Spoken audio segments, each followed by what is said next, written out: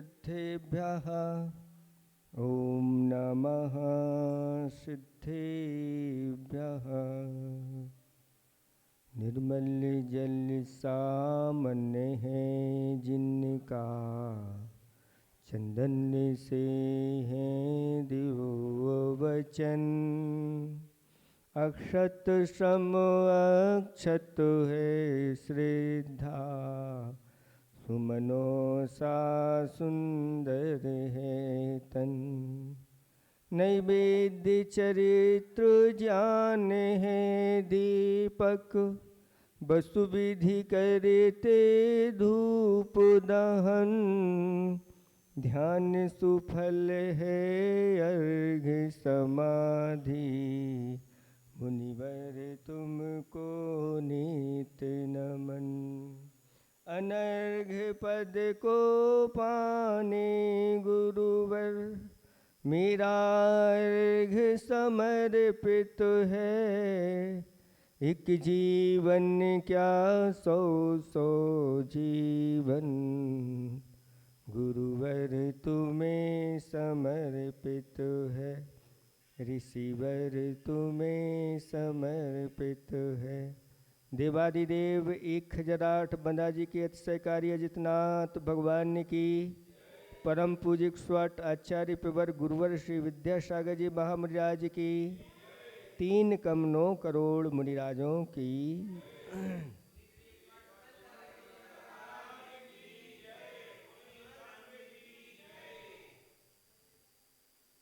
धर्म स्नेही भवात्माओं, जहाँ पर जिनालय होते हैं,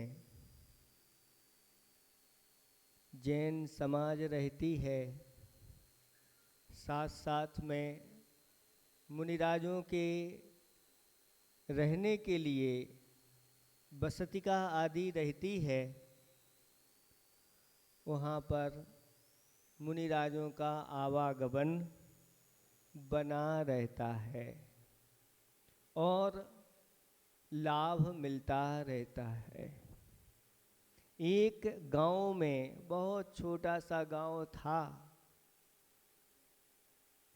मुनिराज का आना हुआ और धर्म का उपदेश हुआ। धर्म उपदेश के बाद बहुत सारे लोगों ने मुनिराज से नियम लिए।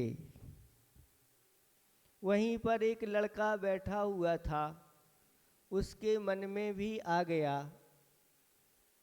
महाराज से कोई ना कोई एक नियम जरूर लेना है, क्योंकि महाराज ने अभी प्रवचनों में नियम की महिमा बताई है कि जो अपने जीवन में कोई नियम संकल्प ले लेता है, भले छोटा सा हो, और उसको अगर दृढ़ता के साथ पालन करता है तो वह अपने जीवन का कायाकल्प कर लेता है। बहुत जल्दी वह संसार के श्रेष्ठ सुखों को प्राप्त कर लेता है। सब चले जाने के बाद वह भी महाराज के पास पहुंच जाता है और महाराज से कहता है, महाराज मुझे कोई एक नियम दो। महाराज कहते हैं, रात्रि में भोजन करते हो? वह कहता है, रात्रि में भोजन तो नहीं करता। तब महाराज ने कहा कि जुआ खेलते हो? तो कहने लगा, हाँ महाराज, जुआ तो खेलता हूँ, मैं ताश खेलता हूँ और उसी से मेरा सब कुछ गुजर बसर भी, वही मेरी आजीविका है। महाराज कहते हैं, इसका त्याग करो, क्योंकि एक विषय है। कहता है, महाराज ये तो हम त्याग नहीं कर सकते, और कोई दूसरा नियम दो। महाराज कहने लगे, मंदिर जाते हो? मंदिर तो नहीं जाता। तो आज से नियम ले लो, प्रतिदिन मंदिर जाएंगे और मंदिर में जाकर के स्वाध्याय जरूर करेंगे। प्रतिदिन कुछ ना कुछ जो भी शास्त्र अच्छा लगे तुम्हें और उसका स्वाध्याय करना। ये 2 नियम लेके गया कि प्रतिदिन जिनेंद्र भगवान के दर्शन करेंगे और स्वाध्याय करेंगे। अब डेली का उसका ये कार्य हो गया और प्रतिदिन वह स्वाध्याय करने लगा। स्वाध्याय करते करते वह बहुत बुद्धिमान विद्वान जैसा बन गया, लेकिन अभी भी वह ताश खेलना नहीं छोड़ा। लेकिन अब उसके मन में तो आ गया, ये ताश जो है, ये जुआ खेलना हमारे लिए दुर्गति का कारण है। एक दिन बहुत जल्दी मैं इसको छोड़ूंगा, लेकिन अभी छोड़ नहीं पा रहा है। और एक दिन क्या हुआ कि ताश खेलते खेलते वह लेट हो गया और जब मंदिर आया तो दरवाजे बंद हो गए थे, ताला लग चुका था। लेकिन उसने नियम लिया था कि दर्शन भगवान के करेंगे प्रतिदिन। तब उसने आसपास जहाँ मंदिर की चाबी आदि रखी हुई थी, चाबी बुलवाई, मंदिर को खोला और भगवान के दर्शन किए। अब शास्त्र स्वाध्याय का समय आया तो देखता है कि वह जिसमें शास्त्र रखे हुए हैं पेटी में, उसमें ताला लगा हुआ है और चाबी मिल नहीं रही है। क्या करें? पहले ऐसे ही होते थे, गांव में एक पेटी रखी रहती थी, उसी में शास्त्र रखे रहते थे। अब उसमें ताला लग गया। तब विचार आया कि स्वाध्याय तो करना है, बिना स्वाध्याय के कैसे जाएंगे। तो एक टेबल पर उसने ताश की गड्डी निकाली और अपने 13 पत्ते बिछा दिए और अब वह स्वाध्याय करने के लिए तैयार होता है। इतने में एक दादाजी वहाँ से निकल रहे थे और देखा कि ये मंदिर में ताश खेल रहा है और जाकर के उसको एक मारा। पूछा तो कुछ नहीं क्योंकि दिख रहा था सामने। वो कहते हैं वो दादाजी, क्यों? मंदिर ही मिला ताश खेलने के लिए। तो वह कहता है, दादाजी मैं ताश नहीं खेल रहा हूँ, मैं तो स्वाध्याय कर रहा हूँ। जब इतना कहा तो एक और उसको जड़ दिया। एक तो ताश सामने सामने रखे हैं और कहता है मैं स्वाध्याय कर रहा हूँ। वह कहता है विश्वास करो मैं स्वाध्याय कर रहा हूँ। तो दादाजी कहते हैं बता कैसे स्वाध्याय करता है। तब उसने इक्का उठाया और कहने लगा, बानी एक नमो सदा, एक द्रव आकाश, एक धर्म अधर्म द्रव्य, परिमा धर्म प्रकाश। एक जिनेंद्र भगवान की वाणी, एक अक्षरमयी वाणी, वह एक अक्षर होती है, एक के अंक के रूप में होती है। उस जिनेंद्र भगवान की वाणी वह ओंकारमयी होती है। इस ओंकारमयी वाणी को जो सुनता है, अपने जीवन में उतारता है, वह अपने पापों का क्षय करता है। इस ओम में पंच परमेष्टि विद्वान हैं।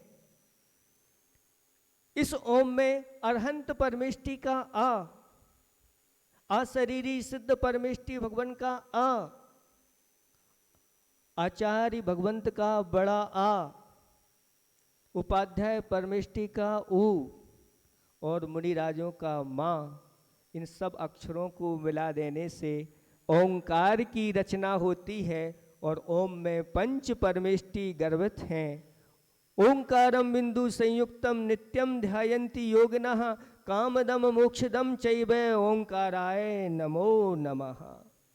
ये बिंदु से सहित जो ओंकार है, संत लोग नित्य हमेशा हमेशा उसका ध्यान करते रहते हैं और यह सभी मनोरथों को देने वाला है और मोक्ष को प्राप्त कराने वाला है।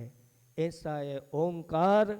इस ओम में पंच परमेष्टि गर्भित हैं, और जहाँ पंच परमेष्टि आ जाते हैं वहाँ पर पूरा का पूरा द्वादशांग आ जाता है। इस ओम में द्वादशांग गर्भित है। इस ओम में पंच परमेष्टि णमोकार मंत्र गर्भित है।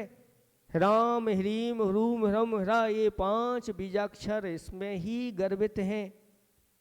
आप्त का आ, उक्ति यानी आगम, आगम का उक्ति का, आगम का उक्ति का ऊ, और माँ मुनि का माँ।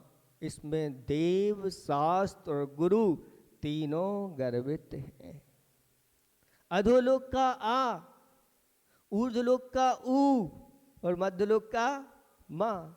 आ और ऊ को मिला दो, ओ बन जाता है, और मध्यलोक का माँ तो ओम बन जाता है। तीनों लोक इस ओम में समाहित हैं। सारी शक्तियाँ इस ओम में समाहित हैं। ये अकेला एक ओम की आराधना करने वाला अपने पापों का क्षय करके पंच परमेष्टि की श्रेणी में आ जाता है, और अंत में जाकर के मुक्ति का लाभ भी प्राप्त कर लेता है। ऐसा ही ओंकारमयी एक इक्का कह रहा है, एक अपनी आत्मा को देखो। यह जीव अकेला ही उत्पन्न होता है, अकेला ही मरता है, अकेला सुख पाता है, अकेला ही दुख पाता है। चारों गतियों में 84 लाख योनियों में अकेला ही भ्रमण करता है। इस आत्मा को अनेक प्रकार के जो भी सुख दुख मिलते हैं, अकेला आत्मा ही ये कर्म करता है, उसका फल भी अकेला ही भोगता है। एक हमारा जो आत्मा है वह शुद्ध बुद्ध एक स्वरूप आत्म तत्व है। उस आत्म तत्व की आराधना करने वाला अपने आत्म स्वरूप को प्राप्त कर लेता है। हे भव्यात्मन, तूने आज तक इस ओंकार की आराधना नहीं की और अपने आत्मा की आराधना नहीं की, आत्मा और परमात्माओं की आराधना नहीं की। इससे संसार में भटक रहा है। एक नमो वाणी सदा, एक द्रव आकाश, आकाश एक है, धर्म द्रव्य एक है, अधर्म द्रव्य एक है, और अंक भी एक है। ये इक्का यहाँ पर उसने रख दिया।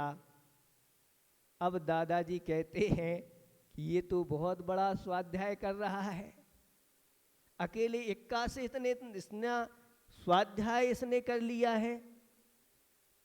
तो वह कहता है, दादाजी जिससे आगम का ज्ञान हो जाता है, जो शास्त्र का स्वाध्याय करता है, स्वाध्याय परमः तपः, स्वाध्याय को परम तप कहा है, वह तप करता है।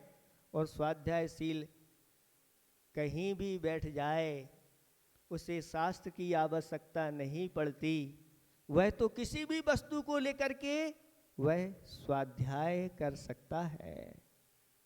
तो दादाजी कहते हैं, वाह बेटा वाह, शाबाश तुम्हारे लिए। बताओ अब दुग्गी का रहस्य, अब दुग्गी का रहस्य क्या है? उसने दुग्गी का रहस्य बताना प्रारंभ किया, लेकिन आज आपका समय हो गया। दुग्गी का क्या रहस्य है ये आपको अगले दिन सुनने को मिलेगा। अहिंसा परमो धर्म की, जिन वाणी के